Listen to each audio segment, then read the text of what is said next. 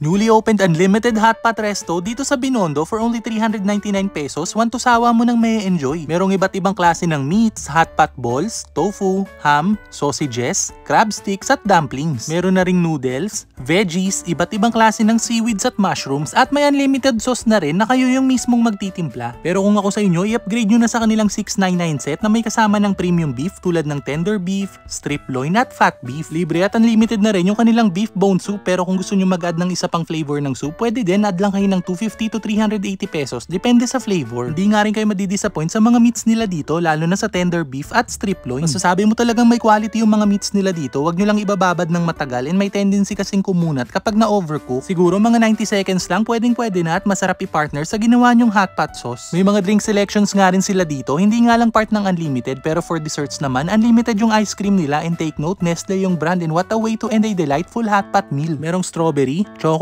at vanilla flavor. Sweet and refreshing lalo na ngayong mainit ang panahon. Kung maramihan naman kayo tapos gusto nyo ng privacy, may mga private rooms din sila dito sa second and third floor which can accommodate around 10 to 15 packs at may kasama ng videoke. At dito nga lang yan sa Mupat na located along San Fernando Street, Binondo, Manila. Open sila dito daily from 11 AM to 10 PM.